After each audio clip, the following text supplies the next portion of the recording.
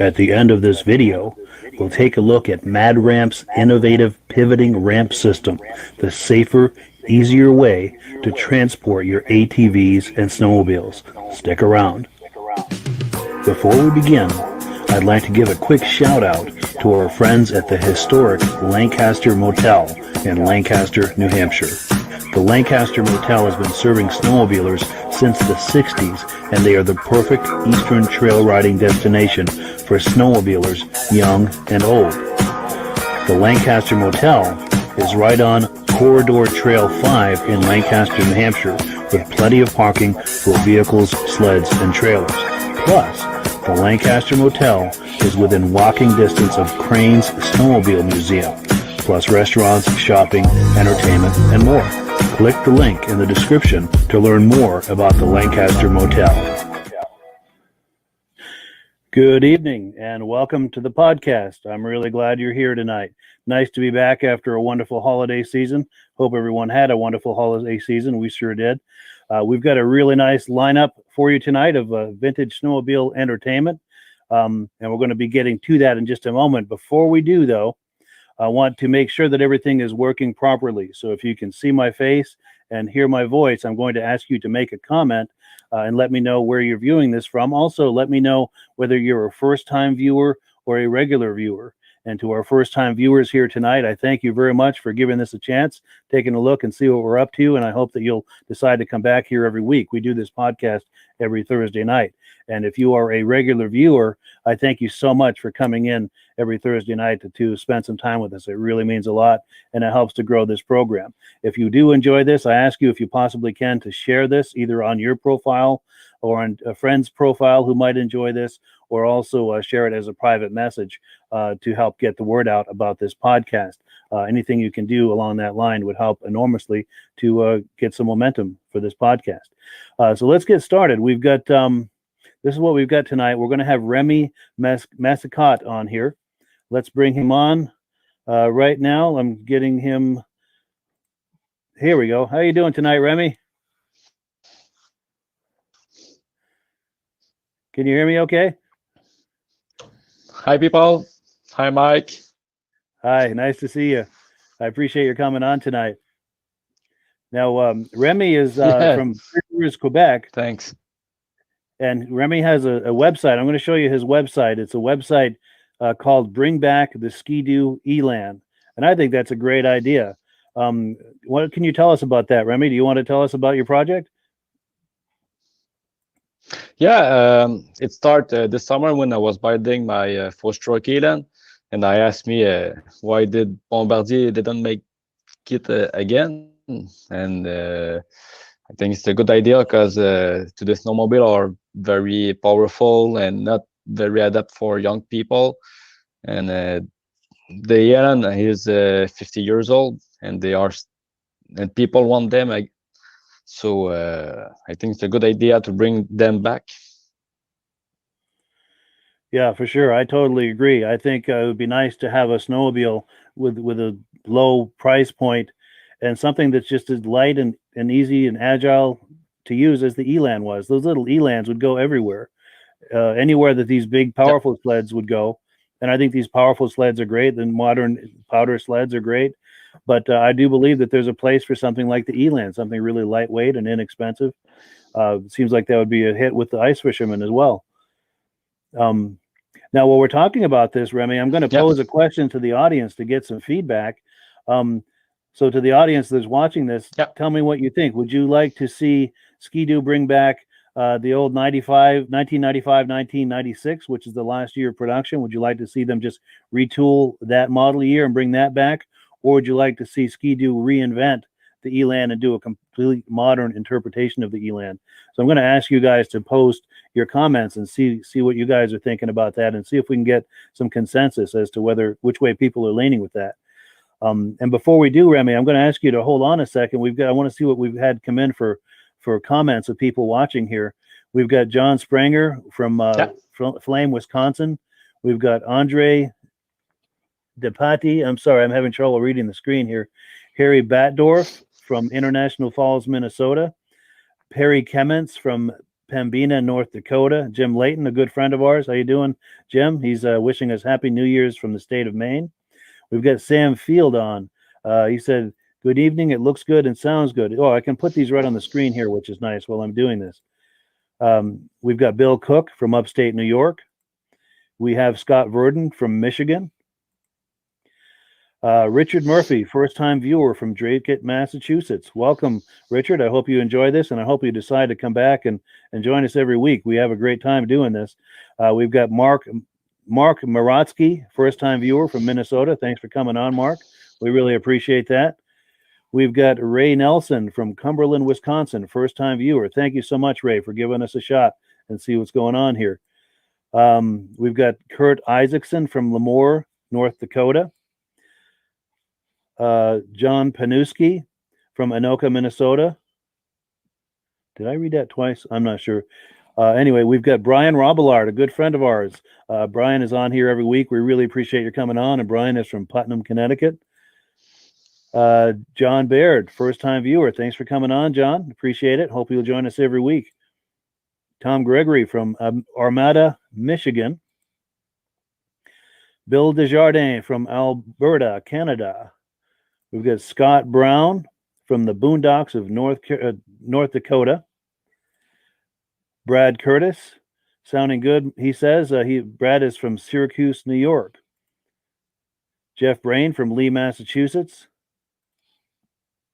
Cecil Fossil, first-time viewer from Northwest Minnesota. Thanks for coming on, Cecil. Appreciate your coming and checking us out. Lyndon Dewey, sounds good, from Stillman Valley, Illinois. Andre Depati from Quebec. Now, there's a fellow Quebecer there for you, Remi. So that's cool. We've got Jeff Nix, regular viewer, checking in from North Liberty, Iowa. And yeah, we've got a lot of Quebecers. And by the way, if we've got a lot of Quebecers that view this, so if you are from Quebec, please say hello and mention that you are watching from Quebec. We've got Jeff Spranger Jr. from Spans, Wisconsin. Rick Libby, first-time viewer, St. Andrews, New Brunswick. And I lost my place here on the... If I scroll, it really goes by. I apologize. Okay, here we go. Joe Lewis from Jackson, Maine. Marshall Lowe. I don't know if that's a person or a place, but Marshall Lowe, Jackson, Maine. Thanks for coming on. We really appreciate it. Lyndon Dewey, regular viewer from Stillman Valley, Illinois. Bill Cook. Yes, he's seen the price of the Elan go up $1,000. Okay. We've got Aaron Selly from Cabot, Vermont. I've met Aaron at some of the Vintage Snowmobile shows. He's got some really nice sleds. Aaron, we'd love to have you come on here live sometime, by the way. Let's have a side conversation about that. Send me an email if you would, if you'd like to come on, do some show and tell with some of your sleds. I know you've got a lot of them between your brother and your father. We would love to have some of that on here. Next, we've got Steve Dickinson, a good friend of mine. Steve Dickinson has a lot of really nice vintage Arctic cats, and he is from Berlin, New Hampshire. We see him at a lot of the shows. Sam Field. Yes, okay. Sam Field likes the idea of the revamping the Elan with a 4-stroke. And in a few minutes, Remi is going to show us his 4-stroke project. I'm sorry, I can't talk tonight. Yeah. Remi has done a 4-stroke conversion of a 1971 Elan, which is really nice. And once we've gone through all these comments here, we're just about done, and we're going to have Remi show us that. But I wanted to just say hi to everybody who's saying hi to us. We've got Paul Bilodeau from Gonick, New Hampshire. Thank you for coming on, Paul. I think you've been on here before. I recognize your name there. George Zanbelt from Windsor, Ontario, Canada. We've got Paul Noblock. Where is all the snow? Yes, if you're in the Northeast, not much snow. How are you doing with snow up there, Remi? Do you guys have much snow up in Quebec? No, not at this time. Yeah, same here. We've got about 6 inches of that. It's pathetic. Yeah, I'm it's the same thing. I'm maybe an hour or more south of you. I'm just over the border in Vermont. But just a few more comments to go over through here. Peter Chappell from Cuyahoga, New York. We have Brian Abrams, Lake George, New York. Paul Noblock, Wausau, Wisconsin. Francis Benson. Here, now we're starting to get into some comments about the Elan. Francis says he loves the idea for the Elan, and I bet he's looking forward to having you fire that up and take a look at that project you've got. Let's see. Alden Banks from New Brunswick, Canada. Diane Baker from New York in the Catskill Mountains. Thanks for coming on, Diane. We appreciate it. George Harrisumchuk. I'm sorry if I'm butchering your name, but George is from Kenora, Ontario, Canada, and he thinks a liquid-cooled Elan would be great with more suspension travel. That's a great idea, George. What do you think about that, Remi? You like that idea? Go ahead. I want to keep. Yeah, it's a good idea, but maybe with the 4-stroke, I don't think you need a liquid cooled engine, because this is a little sled that don't have a lot of performance, so heat is not a big problem with this kind of sled, I think. But it's because at the end, it's the weight of the sled count too. Oh yes, that's what accounts for the agility of the Elan, is how light it was. Yeah, absolutely. Just a few more here. We've got Jamie Duffy coming on. We've got Rick Petrucco from Cortland, New York. We have Rob Remish from Ontario, first-time viewer. Thanks for coming on, Rob. Patrick Goodrow, a good friend of ours from Haverhill, Mass. Pat is on here every week, and we'd like to have Pat on to show us some of his ski-doos and talk about his racing history. We're going to have him on very soon, possibly even next week if I can talk him into it. Paul Bilodeau. Okay, here's some comments that Paul had about the Elan. He says, they had a lot of cool slides back in the 60s and 70s. They should bring them back at an affordable price. I totally agree. Richard Murphy wants to know where this show is based out of. I'm in the thriving metropolis of Derby Line, Vermont, right on the Canadian border, right on the Quebec border. If I throw a rock off the edge of my property, it'll land in Quebec. In fact, that's how close I am to Quebec. And I don't know if Remi would see that in Quebec. He's probably 100 miles north of me, but yeah, it's right on the border of Quebec. Rick Libby thinks a fuel-injected 4-stroke Elan would be sweet with all the suspension upgrades. Yeah, suspension travel, I would think. A little more suspension travel than the old Elans. What do you think on that, Remi? Yeah, it's a good idea, because the buggy system is a old system. It was a good system, but a bit too old, and we need more comfort on these little sled, and the front suspension have to be modified too. Yes, maybe some ski spreaders, and yeah, for sure. Yeah, and A-arms and sure. And we've got Bill Cook on here. Okay, Bill Cook is asking, isn't that what they're trying to do for the kids with the 120s? And yeah, I think in some ways. What do you think, Remi? What's the question? He's thinking, as far as the Elan project that we're talking about, isn't that what they're trying to do for the kids with the 120 sleds? With the 120cc junior sleds that they've got. in some ways, I think that fills the Elan spot. But the nice thing I'm thinking about the Elan is that was designed for adults and children. And I don't know. I've never ridden one of those 120s. I don't know how agile that is in the deep powder. Do you have any thoughts on that, Remi? Or? 120s. He talked about the track. Yeah. Or he talks about the track. Yeah. No, not a 120-inch track. About the 120cc junior sleds, the youth sleds. Okay. Wondering if that would. They are too small for an adult. Yeah. It's because they are very too small for an adult. Yeah, they're great for the kids though, but yeah, too small for an adult. And then we've got Ben Tucker for the kids, Tunbridge. For sure. Sure, Ben Tucker from Tunbridge, Vermont. So yeah, let's go back to our conversation, Remi. I wonder if you'd take us on a little tour of your Elan project that you have there. I think you're sitting on it, correct? Yeah, for sure. Just switch the cam. Sure. Okay.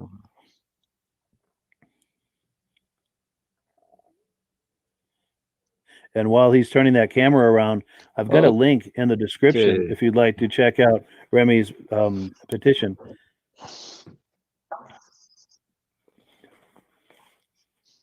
Yeah. So there's the engine.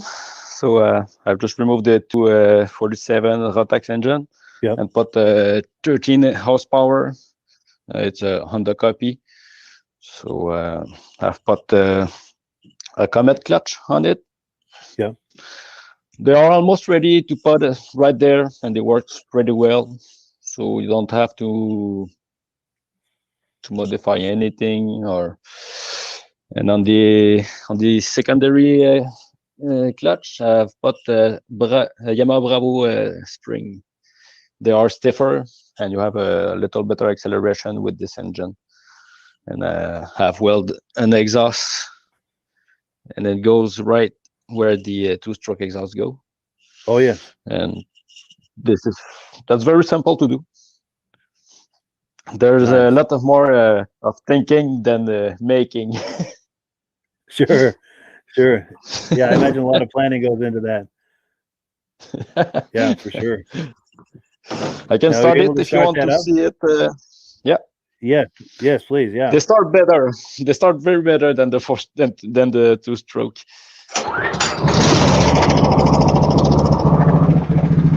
That's very smooth. Yeah, that's very smooth. Nice. Yeah, that's very smooth.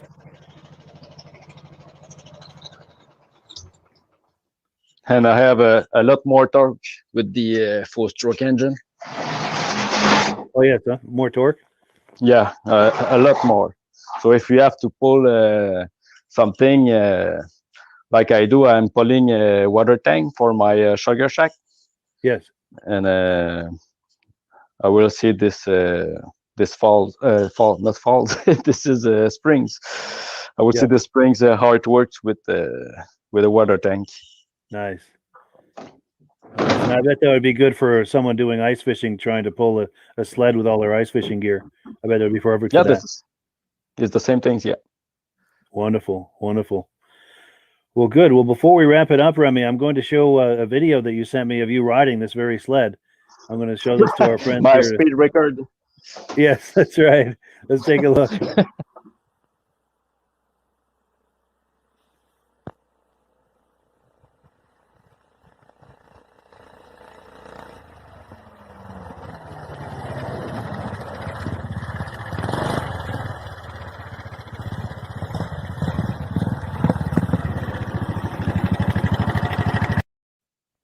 Yeah, there you have it. Well, cool. That was Remi on his four-stroke Elan project. And if you like the idea of Ski-Doo bringing back the Elan, sign Remi's petition. There's a link in the description where you can sign the petition, and he'll pass that on to the Ski-Doo people and see if we can't get something like that happening. That would be really nice. Any final thoughts, Remi, before we go?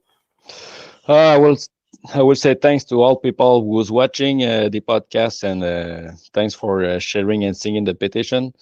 I think together we can bring back the Elan, but we need a lot of people who sign this, and I will make a call to the CEO of Bombardier to try to change his mind. Yeah, that would be amazing.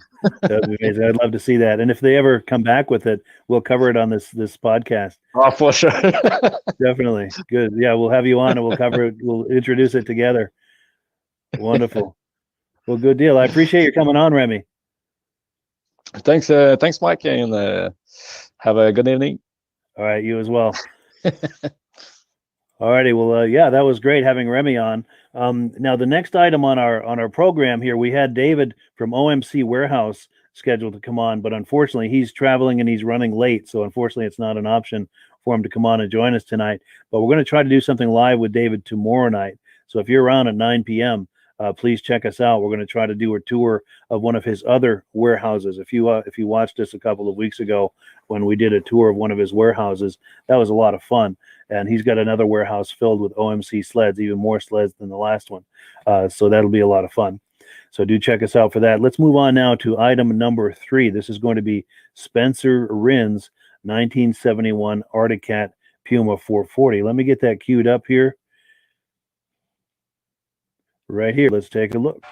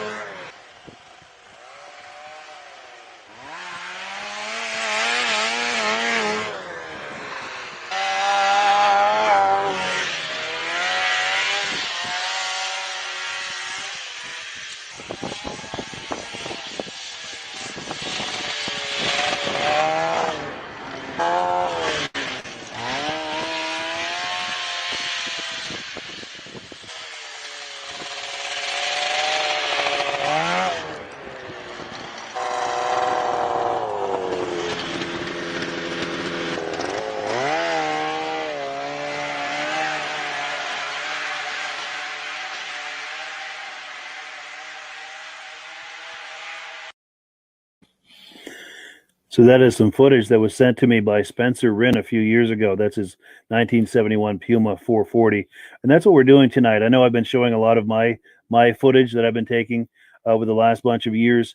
I've been showing that a lot, but we're switching it up tonight. I'm going to be showing some footage that's been sent to me. This is tonight's footage that we're looking at is all footage from a project I was working on a few years ago, and people were sending me some footage, and I was doing that in a project. So we're looking at that tonight. In future episodes, I've got a vault full of images and videos from snowmobile shows I've been to over the years, and we'll be getting back into that. But figured we'd switch it up tonight and take a look. Now, next on the podcast, we're going to be looking at Roger Wenzel's 1970 Boa Ski. We're going to be looking at his footage of that. Before we do, though, I've got a funny story. A funny memory that I have of a Boa Ski back in the day, and I think it was kind of like this Boa Ski we're about to look at. I remember when I was in elementary school, we're talking here maybe 72-ish, give or take.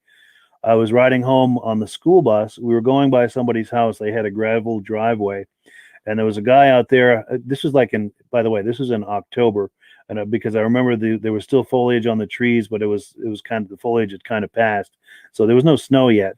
But apparently, this guy was eager to get on the snow and just couldn't wait anymore. And he was out on his gravel driveway with his Boa Ski doing donuts in the gravel driveway. And we're going by there in the school bus, and we thought it was the greatest thing ever. We're all hooting and hollering and cheering him on, and we just thought it was the coolest thing. And it was a sled just like this one we're about to see here. Here's the Rogers 1970 Boa Ski. Let's take a look.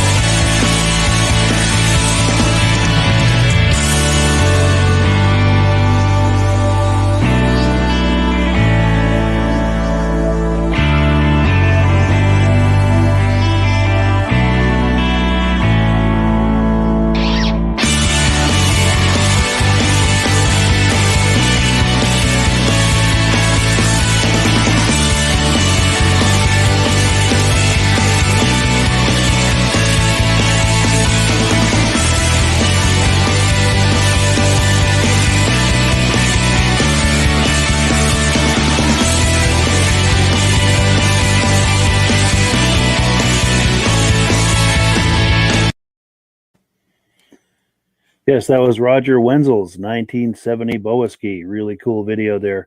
We're going to switch gears. Let's take a look here at the menu, see where we are in the program. We're at item number 5. We're going to see Ron Hall inducted into the Eastern Snowmobile Racing Hall of Fame. This was back in 2019. Can you believe that was almost 2 years ago? I'm sorry, I'm stuck on my interface here. Here we go. So yeah, let's take a look at that. And after his induction, I was able to catch him for an interview, and we're going to play that right after it. So let's take a look at Ron Hall's induction into the Eastern Snowmobile Racing Hall of Fame in 2019. Ronald Hall, inducted into the Eastern Snowmobile Racing Hall of Fame 2019. He began racing in 1970 on local upstate New York tracks. Ron was offered a factory production Thunderjet 440 in 1972. Had highest points for any Thunderjet in Mod 3 in USSA East. Began racing Rupp and later Arctic Cat for the legendary Team of Bold in 1973. Ron is still the only driver to win the Adirondack Cup twice. He won a Kilkenny Cup in Mod 1 at the 1975 Lancaster Grand Prix and took first place in Mod 3 at the 1975 World Series. He still holds the record for most USSA points ever in one season. Ron Hall still holds the record 15 straight feature wins in Mod 1. He wore gold bibs number 1, 3, 4, 8, and 22 during his racing career. In 1977, while racing in 5 different classes, Ron took 22 first place, 12 second, 7 third place, and 7 fourth place finishes. Ironically, in only his first year of racing in stock, Ron broke a spindle crashing into the wall at Eganville, Ontario, Canada on February 5th, 1977, ending his amazing career and left the sport with over 150 first, second, and third place trophies in just 7 years of racing. Ladies and gentlemen, Mr. Ron Hall.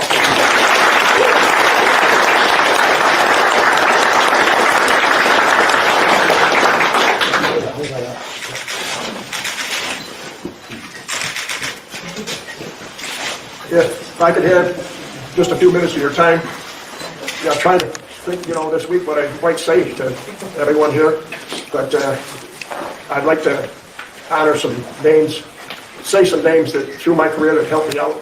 Just voice their name in this Hall of Fame here, if you bear with me. My early years, I started out, never sat on a snowmobile until I was 27 years old.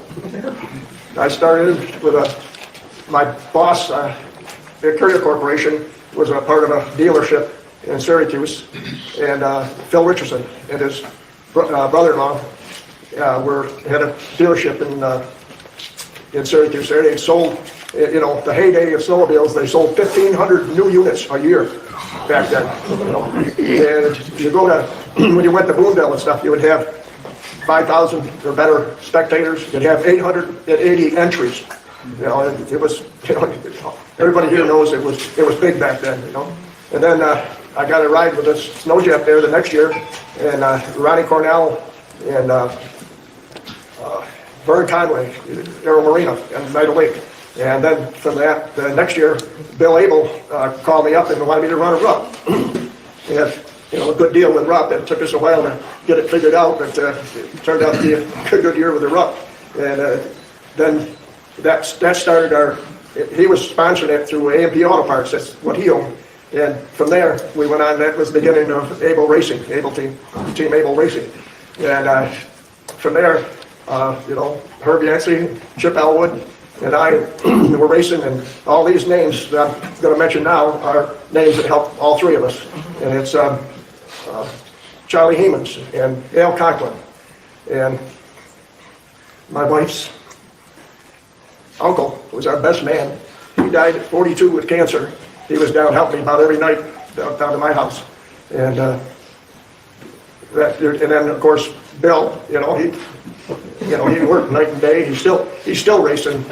He's 81, 82 years old. He's still racing in Star, super modified cars. He's got 2 grandsons that are still racing. He's still doing it today. I don't know how he does it.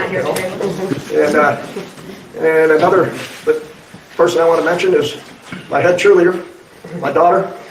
And then I got this gal that's been following me around here for 57 years.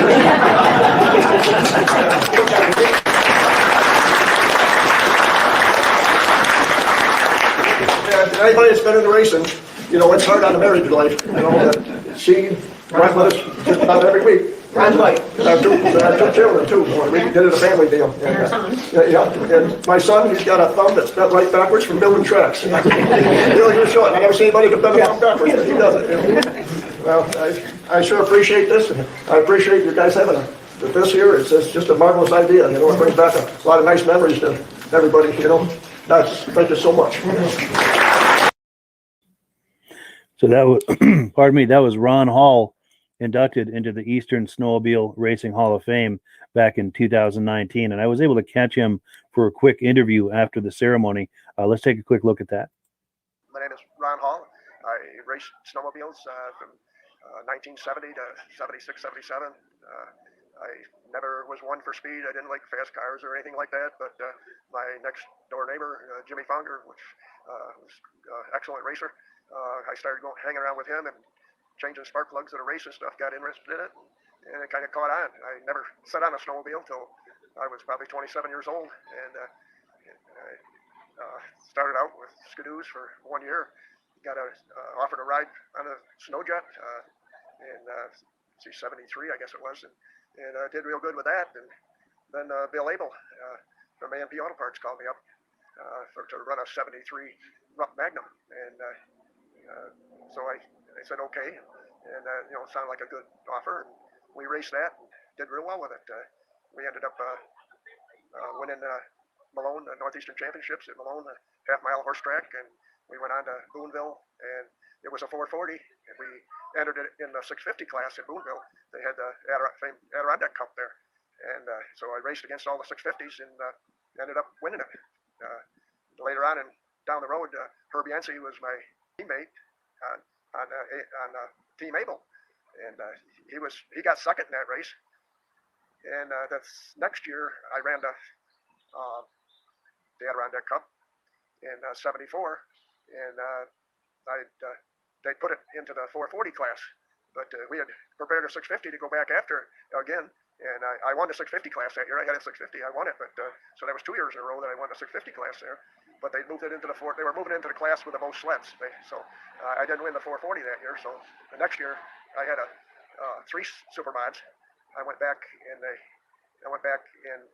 '75 and won 3 supermod classes, winning the cup again. So I got 2 of the Adirondack Cups at home, and they're over 6 foot tall. They're a big trophy, and my prized possessions. Yeah. But that was one of the highlights of my career. I'd won World Series classes and stuff, but probably one of the biggest highlights was they had a regular snowmobile program at Weedsport, New York. They had the factories were there. They had a special class that you qualified during the year. You had to win a 440 Supermod class to qualify for this. It was a 50-lap class that they put up quite a bit of money into, and they left 10 positions open in the factories and stuff to come out and qualify. They had the twin track Mandas there, and they had the Arctic Cat factory was there, and we raced the whole program all day long. I raced a 250 class, I raced a 440 class, I raced the 440X, and normally, we had some light tracks and stuff trying to go fast. So, with all that racing and then plus the 50 laps, my son spent quite a few days building a heavy duty track. There wasn't anything trick track or anything like that. It was heavy, and for a trail riding event, and that's what I raced all day long. And we ended up, they had 25 sleds. They were parked. It was a Le Mans start. They parked them on a 45-degree angle on the infield, and we back up against the grandstands. The grandstands counted down, 9, 8, 7, 6. Some of the guys took off on 4. But anyways, I got over there, and you had to stick your tender switch on, and you could have a mechanic pull it for you. And my wife's uncle, he was, starting the sled for me, and we started off, and I think it was 20. They had a lap counter because it was a stock car track on, so you knew how many laps you completed. And I think by the 20th lap, I lapped all the factories by that time. Wow. But I went on to win it, and it was it was one of my highlights that I really enjoyed. Yeah. Yeah. That's amazing. Yeah. So that's just people, they don't realize how much fun we had back then. The amount of people that would come to those races. They didn't have the sports programs and stuff on television and the cables and all that kind of stuff. I mean, everybody, snowmobiling really hit with a crash. I mean, people. They had 2 snowmobiles. They might not have a car, but they had 2 snowmobiles. They had their priorities right. Whole families for the weekend. And we would race, and at Boonville they'd have 900 entries. And you come away from there with a win. You knew you were real lucky, and you knew you had real good equipment. Yeah. Yeah, and you had to have both. And there was a ball racing against the same guys. We got to be friends every week. That you were down to business and serious on the track, but then afterwards, you're the best of friends. The real community. Yeah. Good. Yeah. Good. Yeah. Well, good. Well, I really appreciate it. Okay. Thank you. Yeah. Yes, so that was Ron Hall, back in 2019, inducted into the Eastern Snowmobile Racing Hall of Fame.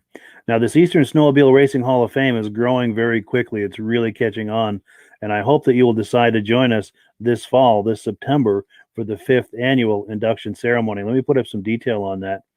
That induction ceremony is going to be Saturday, September the 11th, 1 p.m. in Lancaster, New Hampshire at Crane's Snowmobile Museum. This is so much fun, guys. You really should consider coming out to join us for this ceremony. Not only is there the ceremony itself, but before and after the ceremony, you can go into the museum, Crane's Snowmobile Museum, and look at the sleds. You can mix and mingle with Hall of Fame inductees, past, present, and future, as well as just a whole lot of people that are really into vintage snowmobiles. It's a really good time. And then once the ceremony is finished, everybody moves over to the Lancaster Motel for the after party, and that's a really good time as well.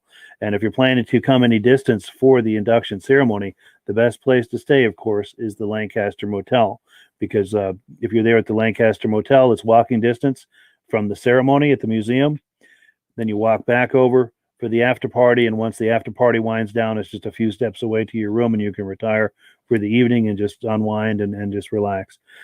So I hope you'll consider joining us this September the 11th, 1 p.m. Eastern Time, Lancaster, New Hampshire, at Crane's Snowmobile Museum. It really is a good time, and I hope you'll decide to join us with that. Before we get back into the program here, let's look at some more comments that have come in. We've got Stacy and Art Fozier from Platkill, New York. Joe O'Coon from Elmira, New York. Jim Layton wants to know the top speed of that Elan. I wish I would have asked Remi that question. That is a good question. I know those things aren't speed demons, but just the same, I'd be curious to know what the top end on that thing would be. Mike Mikalargi, I'm sure I'm butchering that, and I apologize. Maybe Mike Mack is what he goes by. Caseville, Michigan, 335 Olympic. Outstanding. Oh, here we go. Remi's answering the question. He's headed at 59 kilometers per hour at 4,200 RPM, and it can do some more, he thinks, with some fine tuning, and he is constantly fine tuning that. So I'm sure he'll be able to get more than that out of it. Cindy Bernier reminds me of late when he signed on with the Easy Go Polaris. You must be thinking about those 120s or those smaller sleds. I'm not sure about that, but Jeff Nix is on. The snow would last longer if he went back to riding the vintage sleds, considering the amount of snow this year. Yeah, it's true. We're not getting much snow. And then, of course, we've got Jim Gaccioni from Lee, Mass. Thank you for coming on, Jim. We really appreciate it. Let's switch gears and get back into the program here. What have we got next? We've got item number 6. And let me remove that comment. There we go. Still getting used to this interface, but we are on item number 6. We're going to look at Peter Spooner's 1972 Rupp Yankee snowmobile. Let's pull that up and take a look.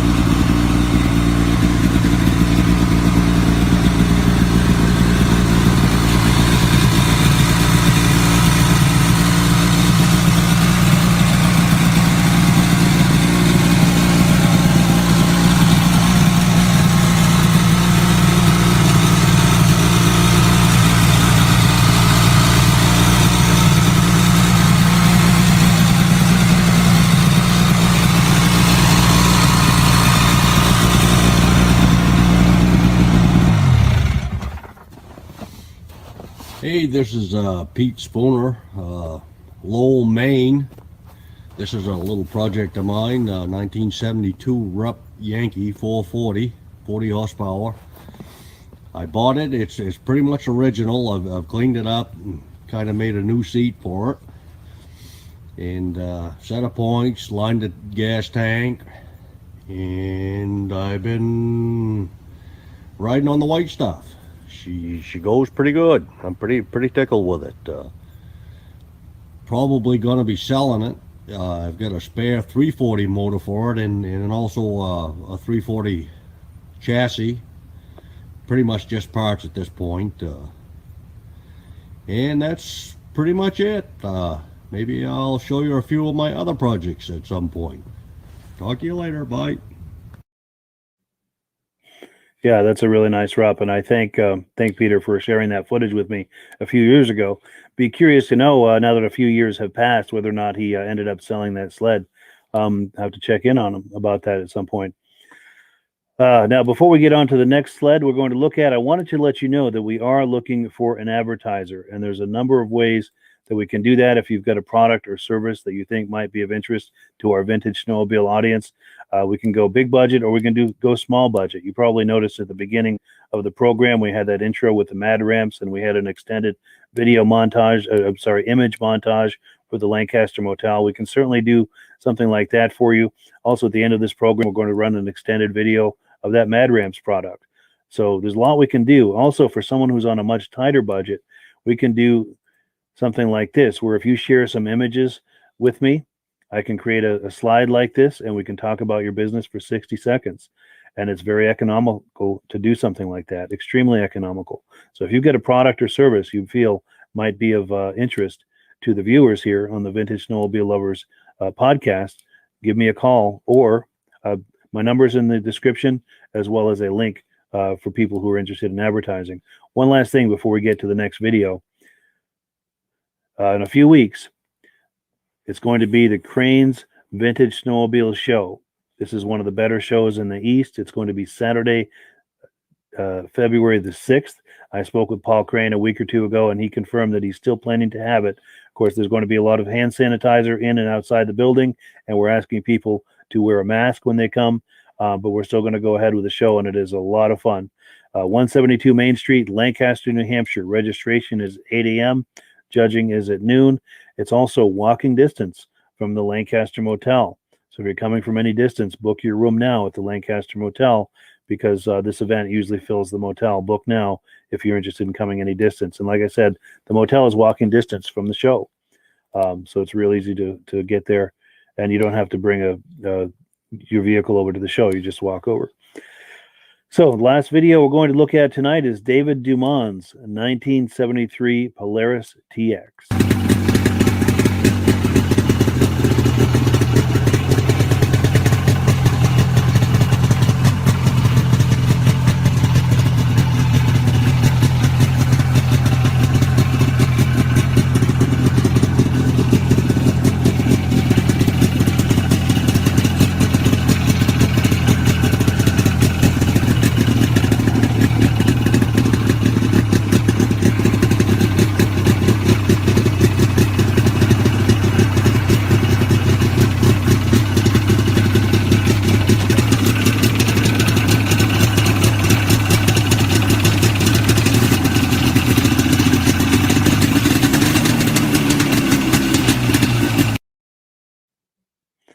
All right, so that's David Dumond's 1973 Polaris TX.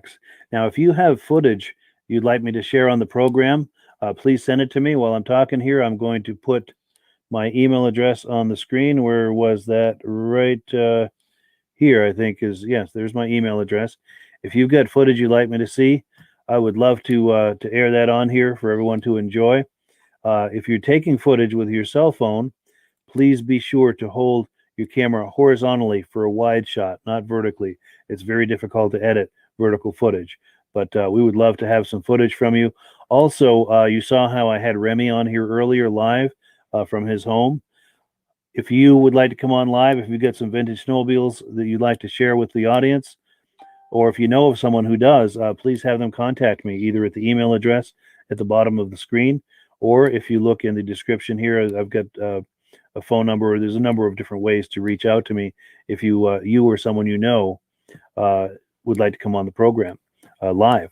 And that's one of the things I really like about this is the ability to bring someone on live. I think that's really exciting to have someone on here live and in real time, and the audience can ask them questions and we can interact. It's just a really cool way to experience this vintage snowmobile hobby. And I hope that you will consider coming on the program one way or another, either with some footage or coming on live at some point. So that's pretty much it for the evening. Before we close, I'm going to give you one last look at the Mad Ramps product. I thank you so much for coming on and spending some time with me tonight, and we will catch you on the other side. Happy New Year, everyone.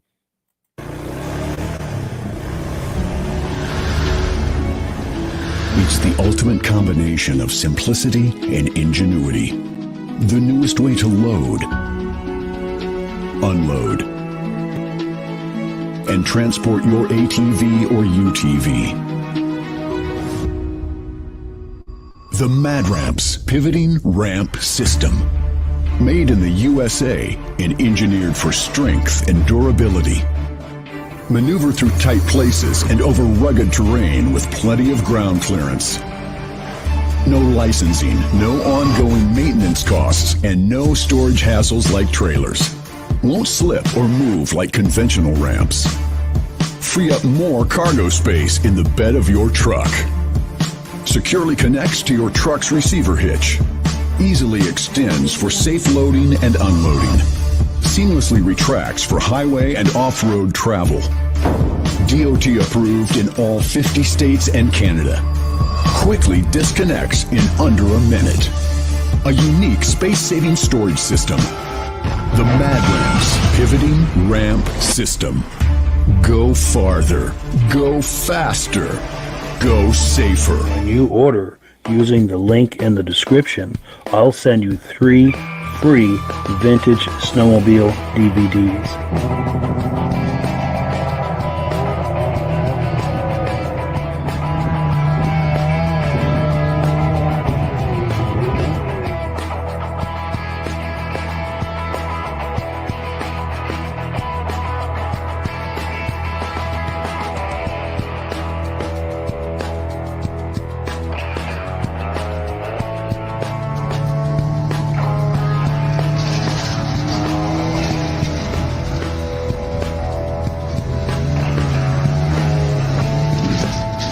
When you order using the link in the description, I'll send you 3 free Vintage Snowmobile DVDs.